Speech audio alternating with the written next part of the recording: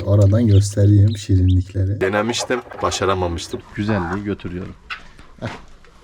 Bu kadar. Selamünaleyküm arkadaşlar, hoş geldiniz. Gelin şöyle bir tokalaşalım. Bismillahirrahmanirrahim. Evet, kafesleri açtım. Keçileri dışarı çıkartacağım, sonra sürüyü dışarı çıkartacağım. Bugün arkadaşlar kurt yatıracağız. Serama, cüce koşun ve ispenç yumurtalarımızı biriktirdiklerimizi kurtların altına koyacağım. Bu saatten sonra herhalde makine çok çalıştırmam. Makineyi bugün çalıştıracağım ama keklik yumurtaları için çalıştıracağım makineyi de. Ha peynir, ha badem. Keçileri saldık. Gelin dolaşın biraz siz. Bu arada kurt olan birçok tavuğu da buraya aldım. Şimdi kurtluktan vazgeçsinler diye. Çok fazla kurt var. 2 tane kurt yatırabileceğim bugün.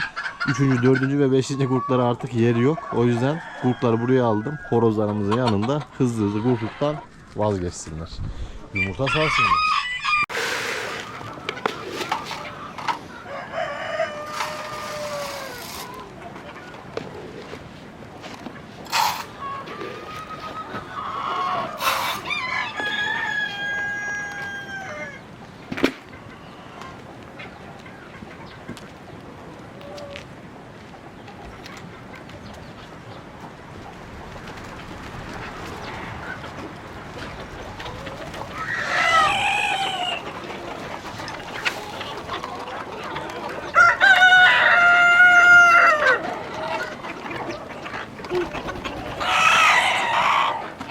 Bereketli olsun. Rabbim sizlere de burada gördüklerinizin daha güzellerini nasip etsin. Bu arada kazları unuttuk. Herif, hadi müdü. Onları dışarı çıkartıp geleyim hızlı.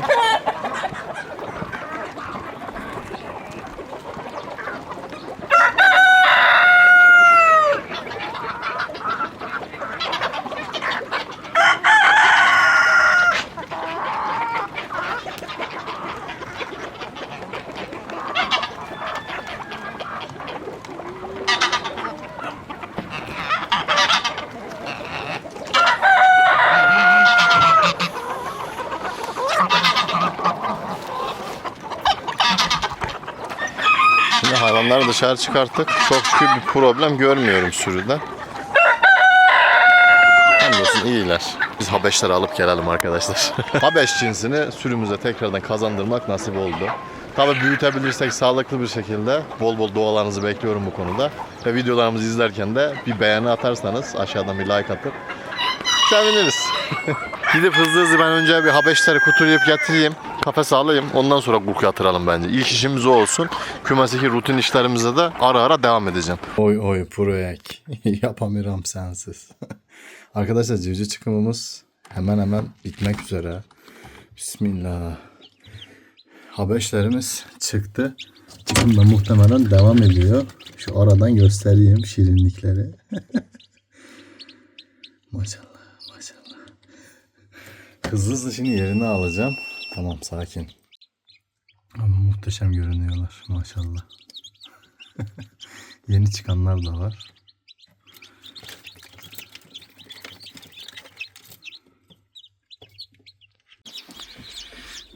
Civcivleri aşağı indirdim arkadaşlar. Hamdolsun. Çok da sağlıklılar. Yemliklerinin suluklarını koyacağım. Ondan sonrası tamam. Kaç tane olduklarını saymadım. Bir iki tane ayaklarında problem olan hayvanlarımız var. Onlar da normal. Süs tavukçuluğunda sık sık görülebilecek şeyler. Şimdilik hayvanlarımızın hepsi sağlıklı. Ağırlıklı beyaz Habeş var. Ve bu durum beni çok mutlu ediyor. Siyahlar, beyazlar, bir de arada böyle farklı renklere sahip Habeşlerimiz var. Mar Farm'a buradan çok teşekkür ediyorum. Yumurtaları Mar Farm'dan aldım ve civcivlerimizi çıkarttık. Kendisini tebrik ediyorum. Rabbim sizlere de daha güzellerini nasip eylesin. Habeş civcivleri tamam. Hepsi burada arkadaşlar. Çok şükür hepsi de sağlıklı görünüyorlar. Tekrardan Mar Farm'a çok teşekkür ediyorum.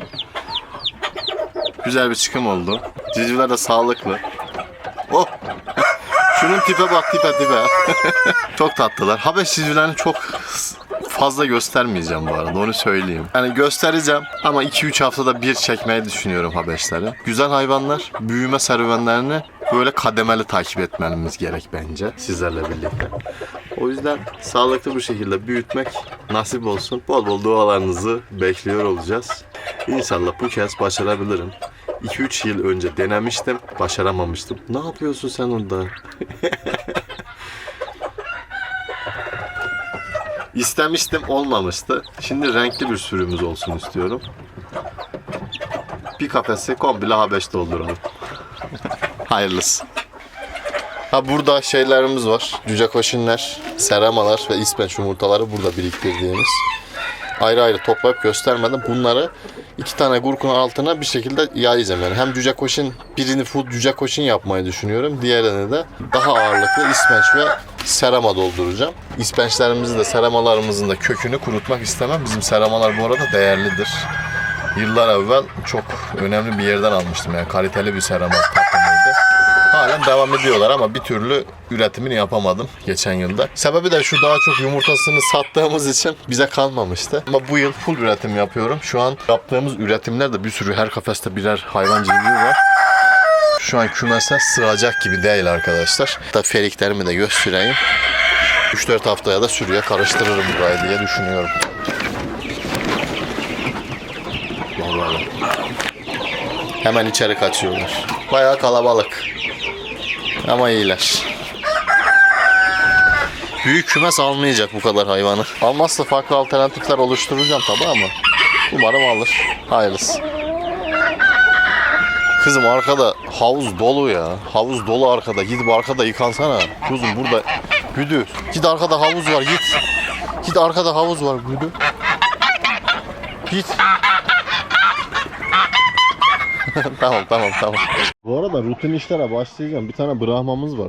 Ya, Brahma'mı yatırmamı söyleyenler var Brahma'ya ama ya Brahmalara bir türlü güvenemiyorum. Daha önce ben Brahma çok yatırdım. Ya erkenden yumurtadan kalkan çok oldu. Ya şimdi yatırırım kalkar. Gerçi Brahma daha iyi olur yani altına çok fazla alabilir. Ama bakabilir mi bilmiyorum. Denesek mi acaba? Şu Brahma'yı buraya aldım gurktan vazgeçsin diye. Olmazsa bunu alıp götürüp bir deneyebilirim. Yani bir tane gurk vardı. Bu muydu ya? Güzel bir gurk. Siyah. Kara kızım. Seni kurt yatlayalım mı biz? Şuradaki ya kurt mu? Bizim bir kurt.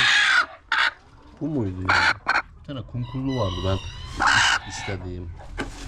Gerçi bu çok kurt durmuyor bu. Sen de mi kurt oldun bize? Kurt musun sen? Kurt. 3 tane kalmış. Gerisine kalmışım. Seçeceğiz. Brahma'yı dışarı çıkarttım bak su içiyor. Bayağı yumurta alır. Oo, bizim yabani güvercinler de burada. Güvercinler. Önce tavşanları besleyeceğim. Sonra bıldırcınları besleyelim. Sonra da asil kümesine girelim. Asilleri besleyelim. Sonra da gurk için kasalar hazırlayalım, kafesleri. İkisi içinde. Yumurtaları yerleştirelim. Hayırlısı bakalım. Hadi bismillah.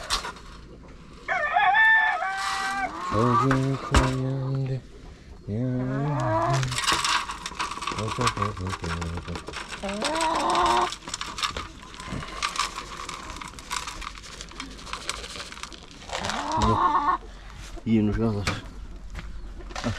Ben dayı. Afiyet olsun. Şu küçük tavşanım birkaç misafirliğe gitti, geri geldi. Kendisini özellikle yani misafirliğe gönderdim, geri geldi. Bazen biz çocukların hayvan sevgisini pekiştirmek için böyle veriyorum. Yani her zaman yapmıyorum bu işi tabi ama besleyip evde geri getiriyorlar. Yani bir hafta misafirliğe gitti, sonra geri geldi. Çok şükür sağlıklı, iyi. Güzel bir yavru tavşan. Kucuğum. Bayağı da alıştırmışlar ha. Hele bak. Çok iyi. İnsana alışmış. Çocukların, önemli olan çocukların hayvan sevgisini biraz daha aşılayabilmekti. Onu da işte elimden geldiğince yapmaya çalışıyorum. Bazen böyle küçük yavruları geri getirme kaydıyla veriyorum. Sonra geri alıyorum. Birazcık çocuklar şey yapıyor. Tabii dikkatli bir şekilde anlatıyorum. Bunu yapmayın diye. Çünkü yavru tavşanlar mesela çok kucağa alınmaz. Sadece sevebilirsiniz böyle. İlgilenirsiniz. Ama dikkat edersiniz. Yavru tavşanların kemikleri hassas olur. Değil mi kucuğum benim? Çok şükür.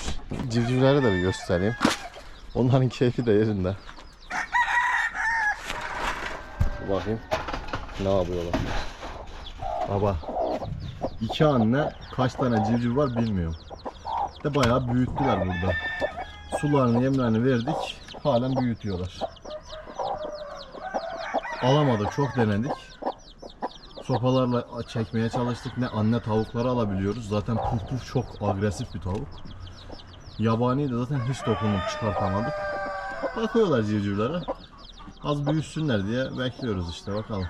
Zaten kendileri de inmiyor. Değişik ama hoş. Seviyorum böyle yabanilikleri. Değil mi? Badem. Badem. Peynir. Peynir ismini öğren de badem biraz daha ekmek yemesi lazım. Şurada kuru yaprağımız var. Şunu vereyim. Seviyorlar böğürtlen yaprağını da. Yavaş. Baba. Badem sana kalmadı. Üzgünüm, sana kalmadı. Tamam, bir kuru daha var orada. Onu da bademe verelim. Peynir sen yedin. Al. Heh. Afiyet olsun. Şimdi pıltırçınlarımızın mamasını vereyim. Bıldırcınlara da günlük yemi veriyorum. Mecbur ama bunu da mecbur öyle yapıyorum. Gece fareler yiyor çünkü. Bu yetiyor onlara. Bir maşa koyalım günlük. Yumurtaları da alalım. Bu da tamam. Şimdi bir civciv rutinimiz kaldı.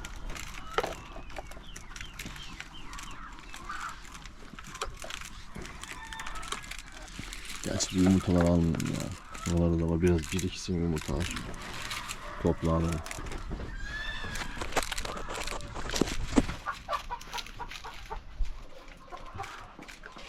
Oradan bir yerden tavuk çıktı ama umarım yine gurk yoktur bu çatıda ya. İşte. Sen gurk dersin değil mi? Yok, yumurta salmış muhtemelen. Oradan çıktık. Oo, herif çinmeye gelmiş. Herif. Atla suyun içine herif. Hop. Atlamayacak. Peynir ne yapıyorsun? Peynir ağacı yeme. Tamam herif, sen takıl, ben gidiyorum bak. Gidiyorum, kaçmana gerek yok, ben gidiyorum.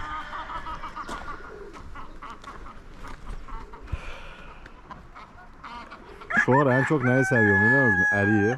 Şu arkada bir erik ağacı var. Geçen yıl da çekmiştim aslında. 4 gözler, gagalar olmuş. Büyümesini bekliyorum. Eriği çok severim. Ekşi olan her şeyi çok severim. Ama eriğe ayrı bir sempatim var. Bekliyorum.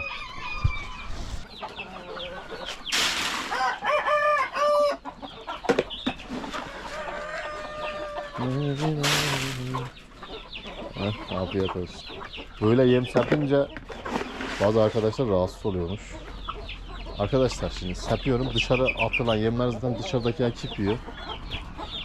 İçeri giren de yetiyor sürüye. Ha, bir gurk da burada var bak, asıl gurk. Beyaz kralın gurku olmuş. Güzel. Bu arada yaptığım yem rasyonu var ya, muhteşem. Biraz daha deneyeyim. Hayvanlara yumurta verimi, gurk olmaları, bu kadar tavuğun nasıl gurk olduğunu merak edenler oluyor. Ya bu gurkluk meselesi aslında tamamen yaş maya. Verdiğimiz destekler hayvanlar çok hızlı kızıştırıyor.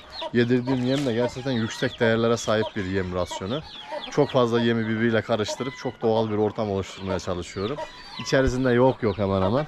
Hele de bizim Erzurum'un köylerinin arpası, buğdayı ve arpa kırıkları, mısırı olunca işler daha da bir değişiyor.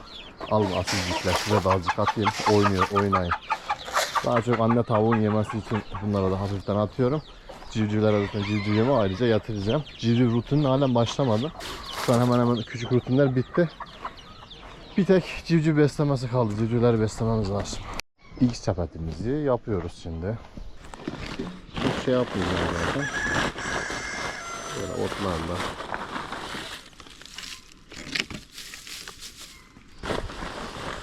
Şimdi böyle şeyler yapınca şu çok konuşuluyor. Ya bit pire olmuyor mu? Ot, ahşap, her yer odun ya bizim burada. Arkadaşlar bak, tavuklar ahşapta daha sağlıklıdır. Gidin bakın Avrupa ülkelerine. Hele de böyle bizim gibi organik bir ortam oluşturmaya çalışıyorsanız, hobi yapıyorsanız tavuk kümeslerinin ahşap olması lazım. En azından bir kısmı. Çünkü kümes dediğin şey nefes almalı. Tavuklar oksijene çok ihtiyaç duyuyor. Nefes alan kümesler hayvanları daha sağlıklı hale getirir. Ve tavuk için rakım çok önemli. Rakım ne kadar yüksek oluyorsa o kadar fazla sağlıklı oluyorlar. Onun sebebini çok araştırmadım açıkçası. Ama benim gözlemlediğimi ve edindiğim tecrübeleri söylüyorum. Köylerde, yaylalarda gidin, tavuklar nasıl sağlıklı. Yüksek rakımlarda tavuklar daha dirençli, daha sağlıklı oluyor. Bunu çok fazla gözlemledim. O yüzden ben de mesela çiftliği buradan taşımak istediğim zaman bakındığım yerler yine rakımı yüksek alanlara çıkacağım. Ortamımız güzel olacak. Yazın serin, kışın soğuk olsa da ısıtabileceğim bir ortam olacak. Nasip artık. Şimdi buradaki otu da koydum. Şimdi buna hangisini koyalım bilmiyorum. Hem de tecrübe edinin, göstereceğim. İlk yaptığım şey şudur gurk tavuğunda. Ben gurku böyle kapatıp da sandıklarda bakmayı hiç sevmem. Şimdi biz buna yumurta dizeceğiz. Gurku sonra gözlemleyeceğim. Götüreceğim gurkların yanına, içeri gireceğiz. Hadi yapalım, izleyin. Şimdi hava sıcak olduğu için, hava sıcak olmasa bunun altına bir işte gazete, ne bileyim kağıt daha sıcak olsun diye. Şu an böyle yapacağım. Duruma göre zaten babam sonradan kamera arkasında düzenleme de yapabiliriz. İnce ayarla çekiyoruz. Önce ama gözlemlememiz lazım. Kurt yatacak mı? Sıkıntı çıkacak mı? Ben buna şöyle yapmak istiyorum. Şimdi Brahma büyük bir hayvan. Brahma için küçük olur bu muhtemelen. O yüzden buna işte serama, ispenç gibi takılsak daha mantıklı geliyor şu an. Şöyle birazcık da ayrım yapayım. İspençleri bulalım. Cüce koşinler çok fazla var bu arada. Bu arada cüce koşun yumurtası şimdiden itibaren stoklara ekliyoruz. Yorum kısmına doğru inerseniz oradan sipariş oluşturabilirsiniz. Cüce koşun, serama, ispenç istediğiniz cinsi aşağı yorum kısmına inersen web sitemizi görürsünüz. Kümesim.com adresinden istediğiniz gibi bizimle iletişime geçerek sipariş oluşturabiliyorsunuz. Şimdi ispençler ağırlıklı. İşte ispençlerin doluluk oranları da iyiydi en son. Makineden çıkarttığım zaman. Kaç tane koyacağım? En az 10 tane koyabilirim. Ben önce ispençlere yatırmak istiyorum. İspencimiz az. Yine kaç tane ispenç var onu da bilmiyorum. Şöyle dizelim. Sonra bir bakayım kaç tane varmış. Şimdi bende gurk çok olduğu için şöyle getiriyorum, tamam mı? Brahma'ya çok yumurtayı Brahma'ya yatıracağım da. Diğer tavukları bir gözlemlemek lazım. Şöyle bir bırakayım. Bak. İçinde yumurta var. Yumurtalara olan tepkilerini ölçüyorum tavukların. İyi bir gurk tavuğu gidip yumurtaların üzerine yatar zaten. Bakın burada bizim gurk bu mu? Sahiplenmesi lazım. Yumurtaların nerede olduğu çok önemli, olmaması lazım. Ha yatmazsa zorla tabii gidip yatırıyorum ama bak. Bakalım. Ayırt edecek mi? Evet, gurk. Benim dediğim gurk bu. Bak. Gördünüz mü? Şu bak, bu gelip yatmasaydı şu an yumurtaların üzerine, şu arkadaşı değerlendirecektim bu arada. Çünkü o da çok dikkatini çekti ve yumurtaları gözlemledi. Öbür kurtlara bakınca çok umursamadılar. Hemen yattı. Arayıp da bulamayacağımız kurt tavuğu. Gurku ben seçmedim ki, yani gurkumuz kendisi seçti. Şimdi kasayı alıp gideceğim. Bu hayvan her yerde yatar. Yeter ki yumurta olsun altında. İyi de anne olacağını düşünüyorum. Ben bu hanımı güzelliği götürüyorum. Bu kadar. Şimdi koskoca bir alandan gideceğim yavaş yavaş. Yani yumurtaların üstünden korkup atlayabilir şu an. Öyle bir şey yaparsa da elimle götürürüm tekrardan. Yapmasa da birlikte gidiyoruz. Hayvanın tek odağı yumurta, gördünüz mü? Ben bunu hep yaparım bu arada. Kuluçkaya mı yatıracağım? Gurk tavuğum çok fazla, seçenek çok fazla. Yumurtaları tercih eden tavuğu bulmak için böyle götürür kasaya yumurtaları koyar, bakarım. Kim hangisine daha çok yattı. Hayırlı olsun. Gurk yatırma tekniğini gördünüz. İşine. Şimdi bu tarafa Brahma yatıracağız. Mesela Brahma'da o sorunu yaşamam. Çünkü Brahmalar zaten genel olarak karakter olarak uysal. Onu da nereye koysan yatar Brahma'ya. Brahma için yaptığım yerde böyle arkadaşlar. Geniş bir alan bıraktım. Brahmalar büyük hayvanlar. neredeyse 20 tane de cüce koçun yumurtası ekledim. O da burada yaz. Yatar diye tahmin ediyorum. Yine horozlardan korkacaktır ama. Şimdi bu işte tamam. Yemlerini sularını da verdim arkadaşlar. Bunlar bir süre dursunlar. Yemlerini yesinler, sularını içsinler, gurkunluğunu yapsınlar. Aksi bir şey olursa, ikisi de şu an çok iyi. Yumurtaları hemen sahiplendiler. Akabinde hızlı bir şekilde kalktılar ve yemleniyorlar şu an. Yemlerini yiyorlar yem getirince. Bunlar tekrar yatar. Aksi bir şey olursa gurk. Brahma'ya çok güvenmiyorum çünkü. Brahma kalkarsa şayet. Şurada arkadaş bak yemleniyor şu an. Eğer Brahma kalkarsa gurkluktan başka tavuğu transfer ederiz. Şu arkadaşlara bir yem vereyim. Bir. Hadi yem ama yine vereyim. Bir. Videonun sonunda nasip olursa kuluçka makinesini yükleyeceğim. Kekliklerimizi makineye yüklemem lazım. Asiller çok hızlı büyüdü maşallah. Acıktınız mı? Al. Çok vermiyorum. Çok verince yemi etrafa çok yağıyorlar. Etrafa dağıttıkları yemi de yesinler istiyorum. Ve cüce koşinlerin yanına gidelim. Bir maşafada cüce koşinlere. Bu tavuğumuz bekliyor heyecanla.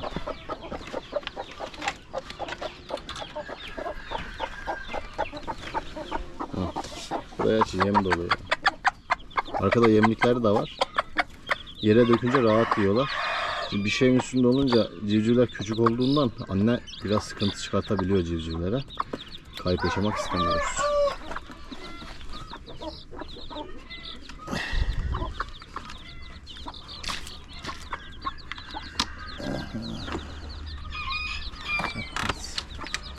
İşte tamam. Hemen kontrol ediyorum yemlerini, sularını. Biraz da bitirdik sayılır. Suyumuzu değiştiriyoruz.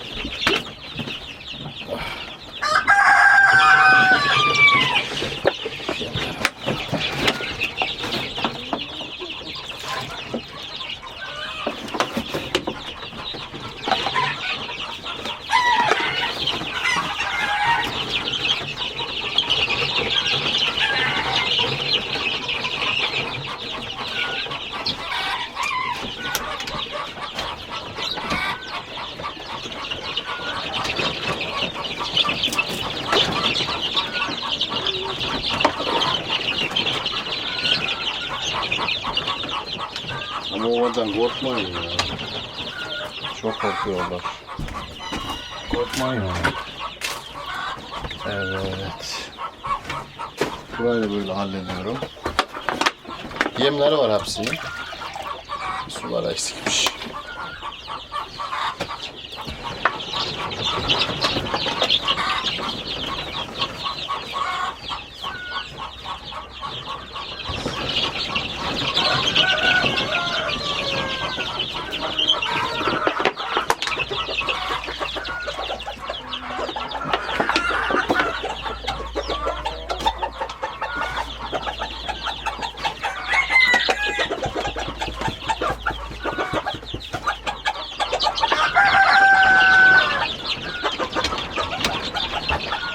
Alt tarafa zaten dokunmuyorum. Alt taraf yeni.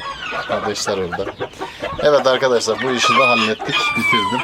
Arka tarafta tabii küçük yine rutin işlerimiz var. Onları da hallediyorum. Ve hemen sizlerle birlikte makinemizin yanına gidiyoruz. Keklik yumurtalarımızı kuluçkaya koyacağım şimdi. Hatta göstereyim, yumurtalar da burada.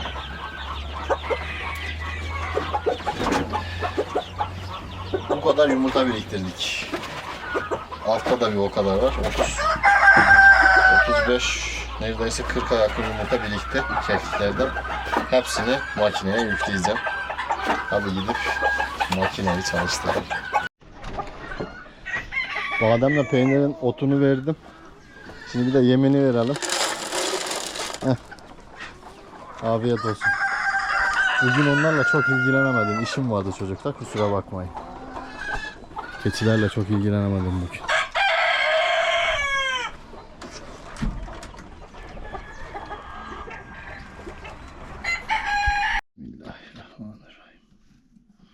bereketli olsun. Kekik yumurtalarımı diziyorum arkadaşlar. Da şöyle ortaya doğru dizelim bunları. Makineyi doldurduk ve çalıştırdık. Hayırlı olsun arkadaşlar. Bol bol dualarınızı bekliyorum.